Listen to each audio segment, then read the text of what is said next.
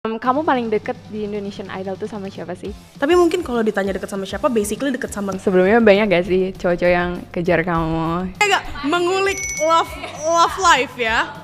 Lakukan apa saja yang bisa membuat semua orang yang di sini tertawa. Apa? Pasangan seperti apa yang pengen kamu dapetin? Yang pasti kalau mamaku bilang... Kamu ceritain aja. Gak tahu, aku tuh bener-bener kayak sama siapapun aku gak takut ya. Tapi kalau sama mama aku tuh segan banget gitu. Ini mau diceritain di sini banget. Boleh dong, boleh gak sih? Boleh sih. Welcome to podcast Super Youth.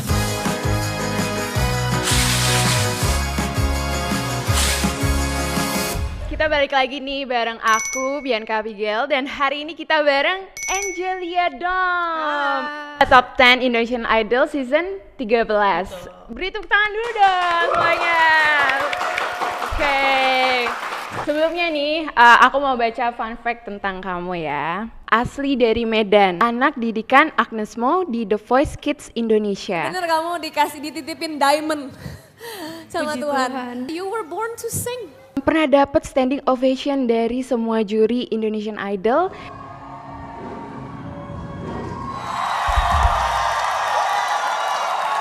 Wow, keren. Welcome ya tuh podcast Super Youth. Iya, asik banget. Puji Kamu Tuhan baik. sibuk apa nih sekarang? Aku lagi sibuk skripsian sih sebenarnya. Skripsian. Betul. Kamu ambil major apa? Aku ngambil major law, hukum. Hukum. Iya. Kenapa tuh kamu ngambil law? Sebenarnya silly reason karena aku terinspirasi sama abangku. Dia juga lulusan hukum. Terus aku ngelihat hebat aja pemikiran-pemikiran dia gitu. And I wanna be like him. Oke. Jadi hari ini teman-teman Super Youth kita mau girls talk sama Angelia. Kita mau kenalan siapa sih Angelia tuh lebih lagi. BTW. Ini girls talk banget ya. Talk banget ya ini. Kita juga pengen tahu dong, sebelumnya banyak gak sih cowok-cowok yang kejar kamu? Ini agak mengulik love life ya. Tapi sebelumnya kamu pernah punya impian gak sih pasangan seperti apa yang pengen kamu dapetin? Yang pasti kalau mamaku bilang harus yang cinta Tuhan. Karena ketika dia mengasihi Tuhan, udah pasti kayak karakter-karakter itu udah ada dalam diri dia gitu. Tapi itu kan kriteria dari mama ya. Kalau dari kamu pribadi gimana? Dari aku pribadi, aku pengen banget tentunya punya pacar yang cinta Tuhan, yang punya hati melayani, yang baik lah tutur katanya. Kalau secara look gitu mungkin kamu ada impian tertentu? Enggak sih, kalau dari girls talk, kalau bicara physically type, nggak ada sih. Aku lebih kayak melihat charmnya mungkin. Charm, terus cinta Tuhan. Iya, kayak lebih ke karakternya gitu loh. Karena kalau look itu kayak ya udah, itu it will gone kayak seiring waktu. Tapi kalau karakter itu kayak menurut aku sesuatu yang nggak bisa dibeli aja. Oke, bagaimana dengan dia harus pelayan Tuhan gitu? Pemusik atau? Kalau pelayan Tuhan yang mesti di panggung nggak juga. Menurut aku pacaran itu bukan sesuatu yang kayak main-main gitu loh. Jadi dari kecil tuh sebenarnya mamaku tuh udah banyak ngajarin aku hal-hal kayak gini supaya ketika nanti suatu saat entah kapan aku menikah, aku nggak sampai salah pilih pasangan. Mama kayak bilang kalau misalnya kamu gunting rambut salah, itu dalam beberapa bulan dan setahun akan numbuh. Kalau misalnya kamu salah dalam hal-hal yang kayak receh gitu ya nggak apa-apa. Tapi kalau misalnya kamu salah pilih pasangan, itu kamu terjebak seumur hidup. Jadi ketika kamu masih dalam hubungan pacaran, bukalah mata kamu selebar-lebarnya. Jadi kayak ketika kamu udah menikah nggak ada hal yang kamu sesali lagi gitu. Karena dalam Tuhan nggak ada yang namanya perceraian. Apa yang disatukan Tuhan itu nggak bisa dipisahin manusia. Tapi kamu juga menganut prinsip ini nggak? Kayak bukan prinsip sih. Mungkin impiannya tuh kayak pacaran sekali untuk sampai akhirnya nikah dan nih selamanya sama dia gitu. Ya pengennya sih gitu ya. Tapi kan nggak tahu Tuhan maunya gimana. Oke. Sekarang tentang gimana sih sebagai perempuan yang cantik, populer, kamu bisa tetap stay dan jaga Puji diri Tuhan. kamu. Oke. Aku punya pengingat yang kuat, papa mama. Menurutku mereka kayak strong corner banget gitu loh buat aku. Pokoknya ada aja lah gitu yang selalu ngingetin aku untuk nggak sampai berbuat kesalahan gitu. Karena kamu punya Benar sadar ya. keluarga dan orang-orang di sekitar yang selalu bantu kamu, Betul, ingetin kamu. betul. Boleh share gak gak enaknya jadi orang yang dikenal banyak orang tuh kayak gimana? Sebenarnya kalau menurut aku sama aja sih, basically dimanapun kita berada kita harus bersikap baik supaya dilihat orang baik. Tapi aku tuh selalu punya prinsip di pundak kita tuh kita bawa kayak nama kerajaan surga gitu loh, sebagai anak Tuhan. Jadi kemanapun kita pergi ya bersikap sebagai anak Tuhan aja. Karena kita nggak pernah bisa ngatur pemikiran orang terhadap kita. Kalau aku sih mentingin as long as hubungan aku sama Tuhan baik, I don't care what people think gitu sih. Sebelum kita ke question berikutnya, kita mau main game dulu nih. Jadi cara mainnya kamu nanti lempar ini, nanti yang muncul truth or dare. Oke. Nah nanti aku kasih kartunya. Oke. Lemparnya gimana Kek? Ya, Main gitu koin aja. aja. Oke, dare ya. Jadi kamu nanti pilih salah satu kartunya. Kamu yang tarik, aku yang bacain pertanyaannya. Ini warnanya beda sendiri, jadi aku pilih dia. Oh iya? Yeah. Beda sendiri. Oke. Lakukan apa saja yang bisa membuat semua orang yang di sini tertawa. Apa? Harus ngapain Kak? Mau call a friend. Abangku. Halo. Halo. Jadi aku lagi main dare. Terus aku disuruh call a friend. Karena aku harus bikin semua orang ketawa. Terus ini speaker, terus kau harus bikin semua orang ketawa. Maksudnya? Kau harus bikin semua orang yang ada di ruangan ini ketawa. Halo. Lagi dong. Lagi dong. Lagi. Capek nggak? Lagi dong. Lagi apa? Apa sih maksudnya? Bikin ketawa. Yang ketawa siapa? Ya udah, makasih ya.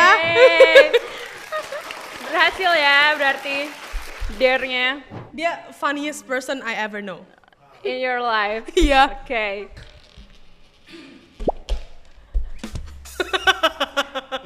Oke, truth ya. Kamu pilih kartunya. Kalau dia takut yang aneh-aneh. Kamu yang baca. Apa lagu favorite kamu saat di dalam kamar mandi, nyanyiin dong? Apa lagu favorite aku ya? Macem-macem lagi Kak. Macam-macam. Iya kayak kalau lagi mood aja. Iya, boleh salah satunya. Tapi akhir-akhirnya aku lagi suka dengerin single aku sendiri. Wah, boleh banget itu. Promosi nih. Masuk dia. Masuk. Ku tahu hanyalah dirimu yang mampu begitu melakukan semua inginku. Ku tahu semua rinduku punya arti satu. Ku ingin miliki dirimu, cinta. Wow, keren banget. Sekali lagi nih. Kamu lagi. Sorry. Oh, Dare lagi. Dare Dare again. emang suka banget sama aku. Nyanyikan lagu pujian yang kamu paling suka. Oke, boleh. Lagu rohani. Aku lagi suka dengerin lagu ini akhir-akhir ini. Tapi versi bahasa Inggrisnya. Pasti Iya. Kakak tahu versi Indonya. Apa tuh? Nih. Every day I live, I know you are my God. I lift my face and look to you, my Lord. Even when the mountains tremble and 1,000 fall, I will stand with you, my Jesus, take my all. Walau sedih Yes. berubah. Oke. Love it. Yes. Lanjut ya. Oke. Nanti malah lanjut nyanyi. Sahabat Super Youth, buat kamu yang saat ini lagi ngerasa sendiri, kamu merasa sakit hati, you're disappointed, terpuruk, dan kamu ngerasa gak berharga, gak layak, gak berguna, dan kamu udah gak mampu lagi, ngerasa gak ada yang terima kamu bisa DM Instagram Super Youth, karena kita mau banget berdoa bareng-bareng sama kamu. Dan kita juga siap ngedengerin setiap cerita kamu, karena kita ada untuk jadi sahabat doa kamu. Pertanyaan serius lagi nih tentang Takut. keluarga. Oke. Boleh tahu nggak sih apa arti keluarga untuk kamu? Everything. Why? Why is everything? Pertama, keluarga itu terdiri dari mama papa. Dan menurutku, mama papa itu adalah wakilnya Tuhan di bumi buat aku. Abang dan adik itu menurutku kayak best friend yang aku nggak bisa pilih aja gitu. Kayak emang ya udah, mereka lahir untuk bareng-bareng aku. Kebetulan kita satu ayah dan ibu aja, tapi kita emang udah harusnya jadi best friend. Best friend forever ya. Nggak pernah berantem gitu? Berantem banget. Oke. Kalau berantem mah sering banget. Cuman ya udah, mau gimana lagi? Emang Baikannya kita kayak gimana? stuck forever together gitu nggak sih? Kalau kebetulan kita jauh-jauh Kak jaraknya. Oh. Jadi aku sama Abang abangku tuh jaraknya 7 tahun. Aku ke adikku tuh jaraknya 7 tahun. Oh gitu. Jadi abangku sama adikku jaraknya itu 14 tahun. Iya. Iya. Tapi mereka bisa nyambung gitu. Kalau mereka ya berantem lucu-lucuan aja. Karena kebetulan abangku juga orangnya kan yang kayak lucu gitu kan, suka ngisengin. Tapi kalau sama abang ya iya berantemnya kayak gitu, hal-hal kecil juga. Kalau sama adik ya biasalah. Kebetulan adikku juga orangnya galak. Oh iya? Iya. Galakan dia atau kamu? Galakan aku sama orang, tapi aku takut sama dia. Oh gitu. Kamu takut sama adik kamu sendiri? Iya. Oke. Soalnya dia kalau misalnya kayak aku misalnya ngopi terus belum makan, dia kan manggil aku rumah Cece. Terus dia kayak, "Cek, makan gitu." Kalau dia kayak gitu udah kayak serem banget. Tapi seremnya itu lebih ke perhatian kamu sama Iya, kamu. iya dia perhatian banget orangnya. Oke. Cek, jangan, apalagi aku orang yang lancai kan. Kalau bahasa Medan lancai itu gimana ya? Kayak gak yang terlalu merhatiin penampilan gitu loh. Kayak kalau misal keluar ya keluar aja. Terus kan dia kan tahu akhir-akhir ini aku kayak udah mulai dikenal oleh banyak orang kan. Jadi kalau misalnya aku keluar dengan sendal jepit dan kawasan gitu, dia yang kayak ngomel-ngomel gitu kayak, "Cek, at least pakai masker ya, Cek ya," gitu. Iya. Oke. Iya. Tapi kamu sendiri gimana sih hubungan kamu sama mama papa? Baik Deket banget, deket banget. Deket banget. Paling dekat dengan? Sama sih, tapi ada porsi-porsinya gitu. Kalau misalnya tentang love life atau kayak yang kayak girls talk, mungkin bisa ngomongnya ke mama.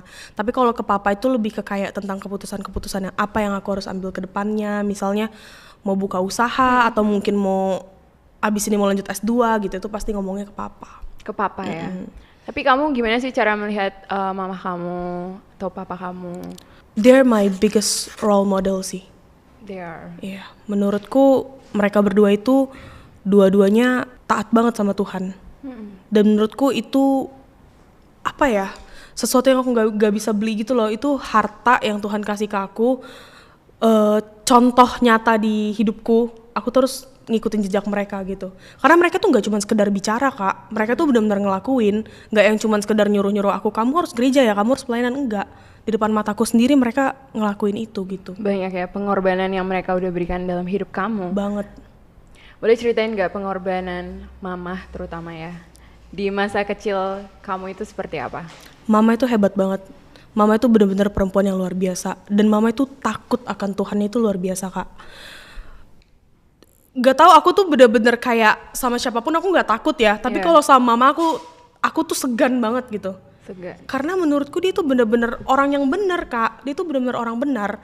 Dia tuh setiap hari tuh ada jam doanya sendiri. Iya. Dia bener-bener gak mau diganggu. Dia berdoa. Mama tuh pernah ngomong kayak gini. Deng, mamaku manggil aku Endeng. Deng, semua yang mama punya itu dari Tuhan. Jadi Tuhan yang terutama. Jadi Tuhan yang terutama. Keluarga yang mama punya sekarang pun dari Tuhan. Kamu pun dari Tuhan.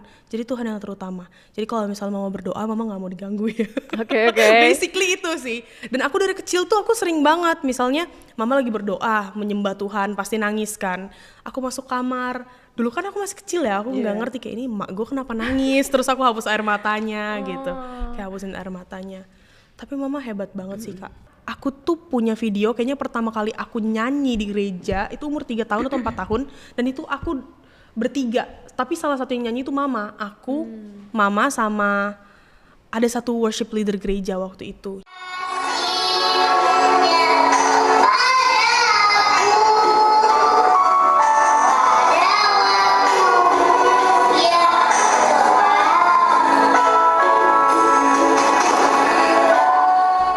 Dia benar-benar menjadi sosok teladan dalam hidup kamu.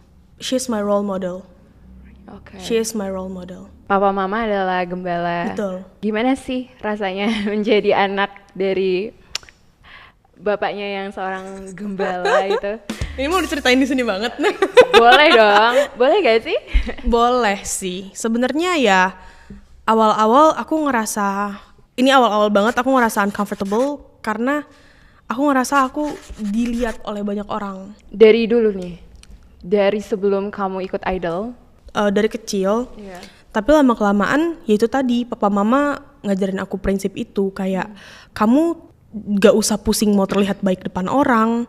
Yang penting kamu tahu hubungan kamu sama Tuhan itu fine. Yang penting kamu tahu yang kamu lakuin itu gak mendukakan hati Tuhan. Karena kita gak bisa ngatur pikiran orang gitu. Apa sih yang kamu dapetin dari proses hidup kamu itu dari kamu kecil sampai akhirnya kamu menjadi seperti kamu sekarang? Menurut aku segala sesuatu yang terjadi itu pasti ada alasannya. Dan walaupun sekarang kita gak ngerti, tapi apapun yang Tuhan rencanakan dalam hidup kita tuh pasti baik.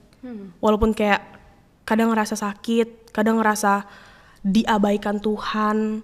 Contohnya aja mujizat pertama yang Tuhan buat di Kana, di pernikahan. Mujizat itu gak akan terjadi kalau in the first place anggurnya gak habis. Iya gak sih? Iya betul. Kalau misalnya anggurnya gak habis, ya mujizat itu gak akan terjadi. Jadi aku melihat itu sama kayak kehidupan kita. Kadang kita gak akan pernah benar-benar bisa ngerasain berkat Tuhan kalau kantong kita gak kering. Kadang kita gak pernah benar-benar bisa ngerasain kesehatan dari Tuhan kalau kita gak sakit dulu gitu. Iya benar. Jadi ya ada hal-hal yang Tuhan izinkan memang harus terjadi dalam hidup kita. Kekeringan entah apa yang terjadi, tapi ya emang hal itu harus terjadi supaya Tuhan bisa turun dan campur tangan. Perumpamaan ini sering banget mama bawa di khotbahnya.